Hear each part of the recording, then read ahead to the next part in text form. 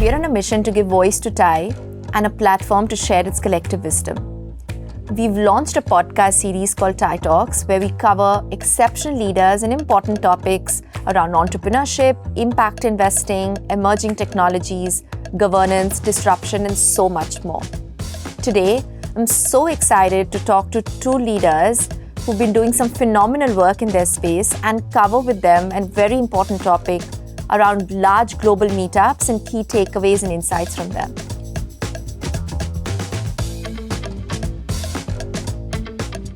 Our first guest today is Amit. Amit is the founder and chairman of Ecosystem, a technology research and advisory firm. He's also the co-founder and CEO of Camped, a B2B content and communities platform. And of course, he's been playing an instrumental role in scaling Thai Singapore and currently is the global chair for Thai. We also have Harsh joining us. Harsh is the CEO of Carbon Graphite Advisors, a family office based in Singapore, associated with Graphite India, which is one of the largest electrode manufacturers in the world. And previously, he's had an illustrious career in banking across Citibank and Bank of Singapore. So let's dive in. Singapore has been such a hotbed of activity over the last few months. We've seen the FinTech Festival, Milk in Asia, and so many conferences around F1. Today, I wanted to spend some time speaking to Amit and Harsh and really glean some insights about the key takeaways from some of their experiences mentoring, attending, speaking at some of these events that our audience can really take away. Amit, I'll start with you. In the Singapore FinTech Festival, the 10th year in running, it's seen massive participation, thousands of global visitors, and very interesting announcements such as the GFTN around it. What has been sort of your experience having attended SFF over the years, and in particular this year? How have you seen that evolve? I think, the Singapore FinTech Festival is a great example of how, Convene goes so much beyond a conference and actually can shape an entire ecosystem. Maybe if we go back historically, how the Singapore FinTech Festival started. The first edition was 9 years ago. I think the goal was, let's get 1,000 people together. And that was a very large event. Within 48 hours, I think they had 12,000 registrations. So they had to quickly come up with a different plan in terms of how they were going to run that.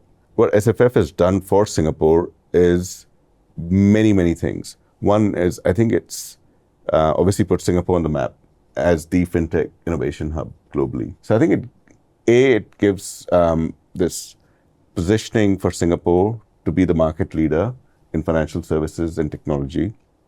I think B, if you think about it logically, from an investment standpoint, in Singapore, obviously, one of our biggest strengths is financial services and the capital that flows through Singapore. And it gives us the opportunity to look at the companies that we want to invest in. Yeah. Right? So it gives a very, very unique view to the investments that can go in from Singapore into some of these companies. It's also an opportunity for Singapore to attract some of the good founders to say, hey, why don't you come and set up in Singapore and expand out of here so that, it creates human capital and more socioeconomic value as companies built here. So I think there's a whole bunch of benefits that Singapore has had, but I will say that it has always been very anchored around creating the right themes that are absolutely addressing some of our existential issues.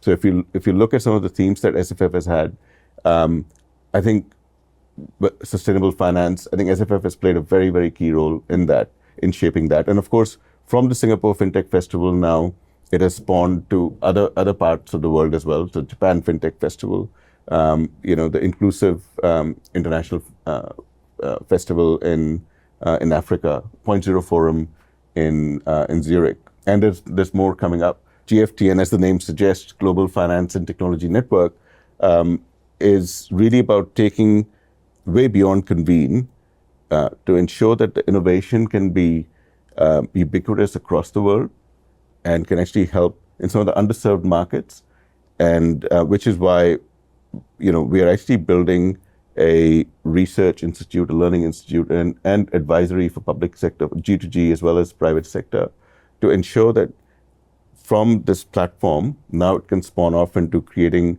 the right impact in the global south, helping nations with building the right policy frameworks for financial services, because that's what drives economic inclusion, creating the right sort of digital public infrastructure, and eventually with capacity building so that those ecosystems can be replicated in some of these other markets that need it. So I think I'm very, very encouraged by what I think SFF has led to, and with GFTN, and what I think we can actually achieve with that. Harsh, you also recently attended the Milk in Asia conference, and I know Milk, similar to what Amit was mentioning, the key topic for Milken this year was about impactful ideas and purposeful action. Talk to us a little bit about what were your key takeaways and learnings, having been there and interacted with regulators as well as other policymakers. Right. So, Milken is a non-profit task force which focuses on a broad spectrum of issues, ranging from financial and mental health to environmental sustainability to longevity, and which is why it ends up attracting a eclectic mix of people, ranging from celebrities to policymakers to business leaders. And what stood out for me at this year's conference was politicians who were trying to make pitches and with the finesse of entrepreneurs. So I was completely surprised by that. And to give you some examples, I think there was the Prime Minister of Bhutan. And he completely engaged the audience with his very interactive approach. And he began by asking the audience, how many people in this room have visited Bhutan? And so a few hands went up. And then he said, okay, now let me ask you, how many people have it on their bucket list? And the whole room had their hands up. And so he said, look, now this is what you need to do. Get it off your bucket list and put it on your immediate to-do list. I want to see all of you in Bhutan. So extremely passionate plea to get people to move in. And he talked about the Jilifu Mindful City, which Bhutan is thinking of coming up with. It's an area probably bigger than Singapore, aims to attract like-minded investors and probably to tackle the youth unemployment issues. And likewise, there's another session with another country which I didn't expect to have such a leader talk about thing was Mongolia. So Nomin Chinbat, the Minister of Culture, Sports and Tourism, she made an amazing pitch for tourism in her country, sort of emphasizing on the nomadic lifestyle of the country. She said that more than 20% of the country still lives a nomadic lifestyle, and with infrastructure like Airbnb or Starlink providing internet, now it gives tourists a chance to have an immersive experience of that lifestyle, which is a really, really authentic experience that a lot of travelers are looking for. The other thing at Milken that I found very interesting was the focus around healthcare. So the shift from reactive to proactive, and focusing on the needs of the aging population and investing in longevity. So some of these things I think ignited introspection for myself, but other than that, it also gave us insight into emerging areas where we could invest in this space. So these were some of my key takeaways from the conference this year. But I guess the key takeaway I'm taking from both of your, sets of insights on this is, I guess conferences are not just a way of bringing people together or bringing communities together or knowledge sharing, but really also a tool for us to do nation building and attract investments, attract the right audience, build the ecosystem, and have that forward-looking plan for what, each of our industries or countries is looking at, and be able to bring the right audiences and invest in it for the long term. That said, often people say that, while there's such an interesting audience, right, of corporates, startups, investors, regulators, policymakers, everyone coming together, there's sometimes a lot of talk and less action, right? So what have you seen as some of the key challenges that often occur with some of these meetups, and how do you sort of translate at an individual level and at an industry level, try and translate some of these great sets of insights and conversations into action? Amit?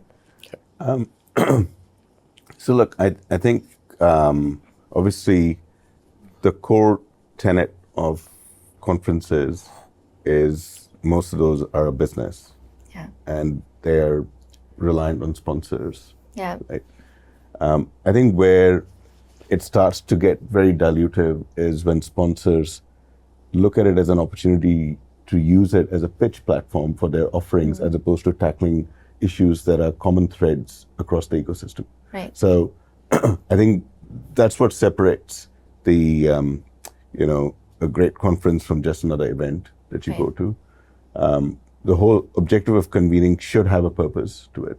Yeah. Right? And I think if that purpose is not clear, then you'll end up with just an event where there are sessions and you learn more about the sponsors and the companies rather than, what are some of the core issues that we're trying to tackle. And done right, it really has a huge impact. I mean, you talked about nation building. We, discussed the example of Singapore FinTech Festival and how now it's going beyond the Singapore shores to help other ecosystems. But at the same time, and Harsh referenced how, Bhutan and Mongolia used that as a platform to share, their priorities and where they're seeking involvement from. So earlier this year in October, in the start of October, they actually had a forum for innovation that was attended by 1,200 people from around the world. And it's again a great platform to get people exposed to what Bhutan is about, what are their strengths, what are the problems they're trying to solve. Because at the end of it, if you identify that problem statements very clearly, that's when the people get behind that, solving for that. And I think that's what a successful convening platform should be doing. Harsh, any thoughts from you on this? No, I think those are absolutely valid points. And I think some of the challenges, while a lot of these conferences have evolved quite nicely from being very industry-specific events to becoming sort of a multidisciplinary ecosystem. But I think the key challenges that I see is maybe keeping a balance between inclusivity and exclusivity. There are some events which are maybe for very select audience still, and that's something to be debated about, that should they remain so closed door or open to select people only. Then of course, I think we all talk about environmental issues and things like that these days. So the carbon footprint of a big global meetup, right? Yeah. When you hear about the private jets flying into Davos and talking about sustainability, then you sometimes wonder what's going on here, right? And finally, like Amit said, it's about ensuring that it goes beyond just a social networking platform, right? Yeah. So the objective is to move from convening to catalyzing. So any ideas that are born or take birth at events like this, you would like to see them turn into real impactful actions. Yeah. I love that you mentioned the carbon footprint. How do you see some of the changes that could occur with technology, especially like you said, with so much carbon footprint, crazy travel schedules? Do you think we can really leverage tech and AI more meaningfully to be able to do this in a more inclusive forum where we're able to increase the participation and get more people to really be a part of such large meetups? So I think hybrid is definitely the mode, and it's here to stay. So I think that's going to democratize the process more, and virtual participants will have more meaningful engagement while not being physically present there. The other thing is, of course, there are rapid advances happening in things like AR, VR, and I think they are going to redefine our experiences. Yeah. They're going to provide us with an immersive environment which sort of recreates the feel of an in-person physical meetup. So while technology is going to be important, but I think physical meetups cannot be ruled out for fostering that human connection. Yeah. Because I think So the challenge is going to be in trying to balance between these two and try to make it as complementary as possible. Maybe use technology to amplify your reach, but still provide the environment for an intimate in-person interaction as well. Right. Amit? I, totally agree with Harsh in terms of the need to have this hybrid. And I will say, I thought during COVID, we were coping very well with some of the virtual formats. Yeah. Because, if you break down the purpose of convening, there are two elements to it. And we all have different drivers why we want to be there. For example, for me, the driver is really, I want to be listening to points of views of people that I respect, and at the same time, find ways to participate in those discussions, right? So which is where that element comes in. That, I believe, while not ideal, can still be addressed virtually, right? The second element, I guess, which a lot of people want to go for, and it may not be everyone's cup of tea, is to go, they want to meet people. Yeah. And they want to make connects, right? And then, of course, that extends into this whole expo format, right? So where you have lots of companies showcasing their products. And so people come in for different reasons. And I think that element of connecting in person and visiting the expo, I think, at least as of now, I can't see an alternative outside of physical meetups. I think the role of technology, AI, and data, I think some of it has already started to come to fruition, but I think there's so much more that can happen. For example, I should be, as an attendee, it would be great if I would get my own personalized, segments of sessions I want to be in, because that's curated for me, and AI can do that, right? There could be, there is also something about how do you take conversations forward and how do you make it inclusive. So, for example, if WEF is a exclusive format, how can they take the sessions that were run? How do they turn that into a follow-on virtual session that's enabled by AI that can actually allow participants to come in virtually off the back of content that's already been created, because the session has happened physically. Now, can users actually participate in this and be able to exchange ideas with each other? And AI can enable that. So I think there are a lot of different applications. Let's talk about AR, VR. Absolutely. How do you make it more interactive? I'm sure there are people who are working on it, and I think we're just scratching the surface at the moment. Yeah, exciting times. There's just, one point that I remembered about use of data and technology now. So at one of the events this year, they clipped on a thing to my lanyard, and which was kind of meant to give the organizers a heat map of probably the whole venue, like where were people moving, at what times, which sessions had a bigger audience and which didn't. I think things like this will come more into play, because I guess all organizers would also want to optimize their resources, right? Yeah. So there's no point having a big venue and while it's empty. Yeah. So I think more data, which will probably even help personalize and curate things for you.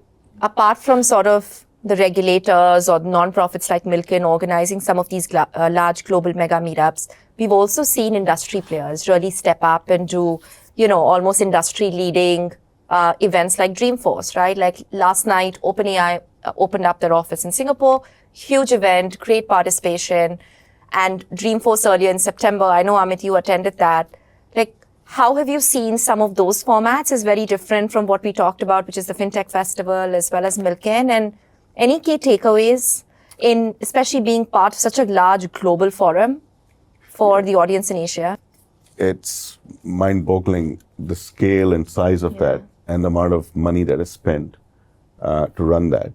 So Dreamforce, for example, I mean, on a positive note, I think even though there's a lot of people flying in, there's obviously, you would question the carbon footprint discussion that we just had. Yeah. There was a lot of money that went into the local San Francisco economy. But one of the other things it did for the city is it actually helped clean up downtown San Francisco. Because that was one of the conditions from Salesforce to say, want people coming in and obviously they want to make sure they're they're running it in San Francisco because that's their city and they want to give back to the city and they want to beautify it. Dreamforce literally takes over the entire city, downtown, right? So you have multiple venues. And there's the core venue where you go, and there's the usual format of, convening and then smaller roundtables and expo, all of that. But then there are also the abilities to set up. What I noticed that they did really well is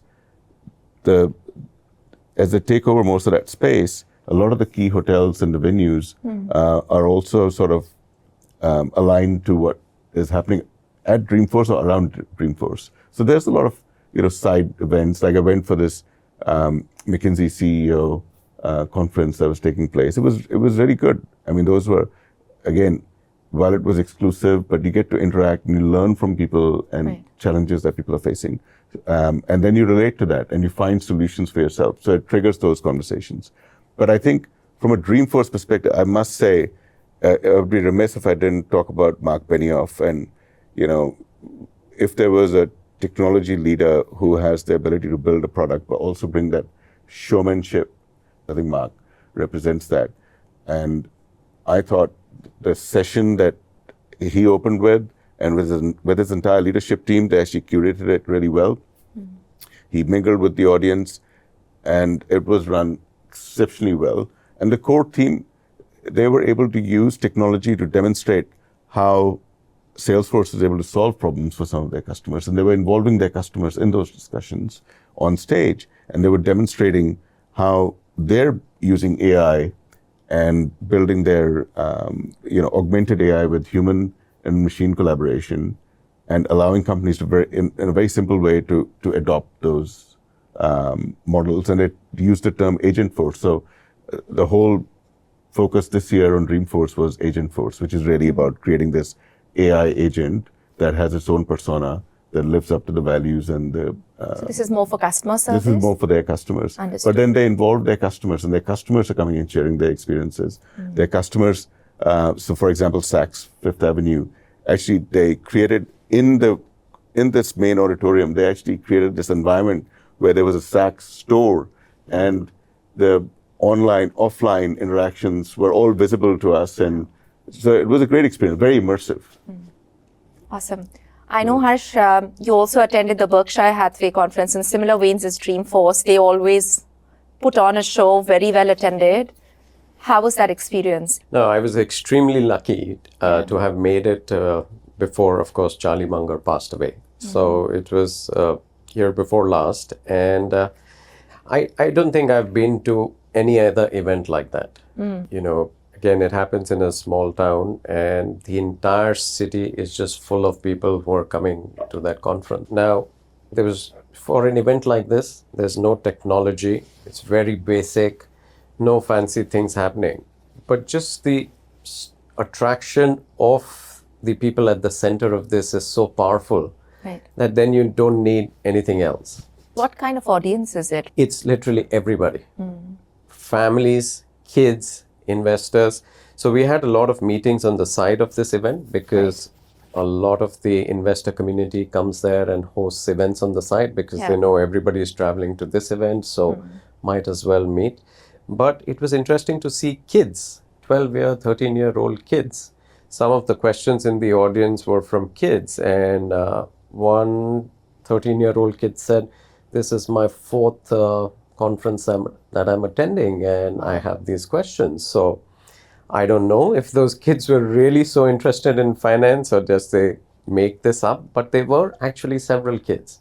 They were families, so it becomes a big family event as well, because I guess what Berkshire does is it puts up an exhibition of all of their portfolio companies. So all shareholders visiting the event get to buy goods of all those companies at a discount. So some people probably come there to buy even their mattresses and pillows and all of the chocolates and this and that. So it's like total carnival. Now, closer to, I guess, the mission that all of us are very passionate about, which is TIE. I think one of the key things for us as TIE is to foster entrepreneurship and impact. And I know, Amit, you as the global chair of TIE, you were very instrumental in bringing the Thai Global Summit to Singapore last year. This year, we're doing the Thai Global Summit in Bangalore. Talk to us a little bit about that journey and, what's really the mission there? How are we bringing Thai members across the globe to some of our markets close to Asia? And where do you sort of see some of the most excitement from the audience? Yeah, look, I think the Thai Global Summit, it was interesting. So I'll probably break my response into 2 or 3 pieces, right? The first one is, what does it do for Thai? I think what it does for Thai is it galvanizes our community because everyone gets behind it. So it's not just it wasn't just a Singapore thing. We had people wanting to help from all other parts of Thai, offering help with different things, whether it's with content, speakers, volunteering. What it did for our community in Singapore is actually laid that next growth stage foundation for Thai Singapore, because it allowed us to, again, bring our charter members together. Everyone got behind it. So it gives everyone a common purpose.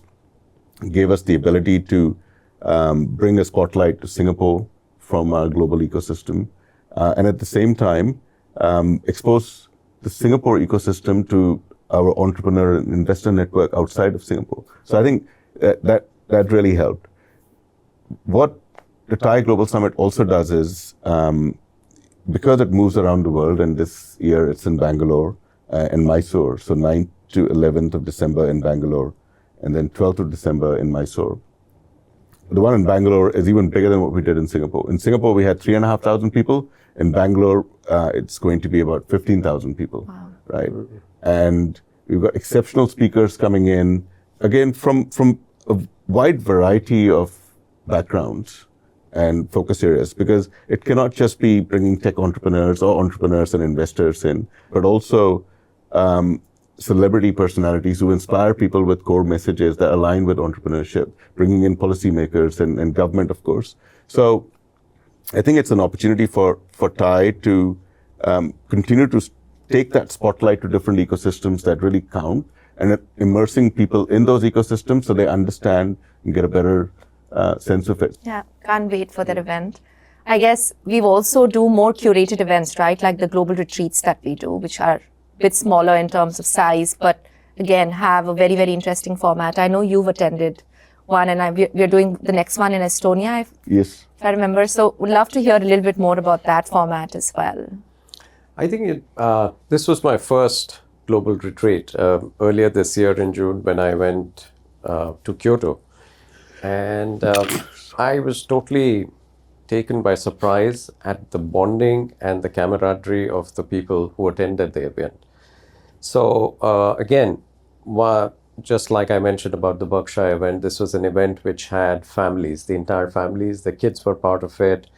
And people were so comfortable with each other. Then there was an amazing speaker.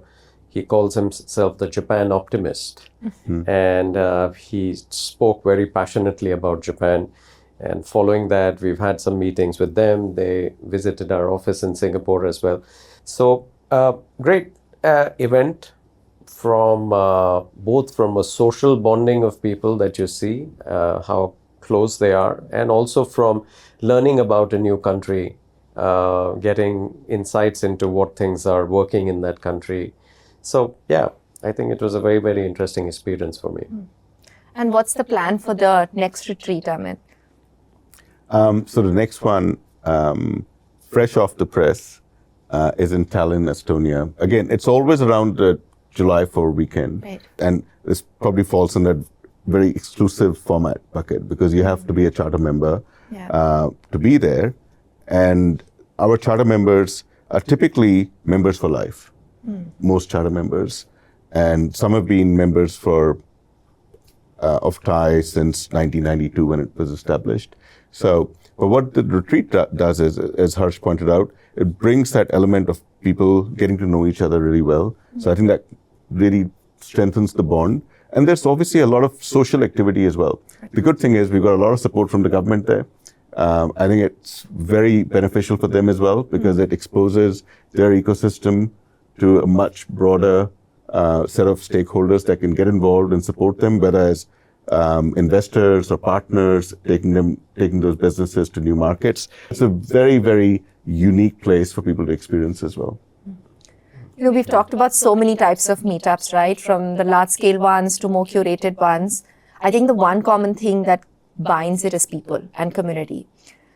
What has been sort of, your personal system between both of you to sort of make sure, you're really fostering those connections outside and sort of deepening them, and really leveraging these meetups, not just for the sake of an exchange of a business card, but really being able to build deep relationships through them? I think you very rightly said some of this because of the crazy madness that goes around all of these events. And if you don't follow a procedure, I think all of this could just go to waste.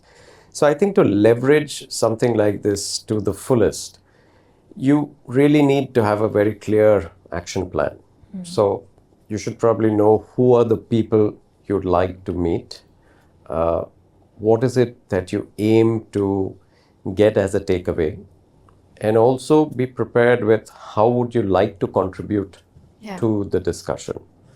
So I think having that plan is really important. And post-event follow-up, I think I'd say is extremely critical. Maybe just a thank you email or a connection through LinkedIn can go a long way in transforming something which was just a very short casual conversation into maybe a long-term business relationship. I think Harsh articulated that really well in terms of the personal process. When I go to events, I'm predominantly going for the learning experience and get those perspectives. I do try my best to at least stay connected with people that have really left an impact on me for whatever reason. And it's not necessarily for business opportunities. I mean, often it's just a process of your own learning from other people's experiences, right? But I think if you can find a way to solve for that continuity of conversations, that can then, you can actually have that whole life cycle of conversations to actions be completed. So I think there is something about technology being used, and we spoke about hybrid events, physical, digital. How do you bring that digital layer on top that allows for that continuity of conversations? So thanks for listening to the episode today. I hope there were some thought-provoking insights that you took away from the conversation. Please share your feedback or recommendations of speakers or topics that you would like us to cover in the next few episodes. And don't forget to subscribe on Thai Talks to get a regular update on our latest episodes that come out. Till that time, stay curious and keep learning. Thank you.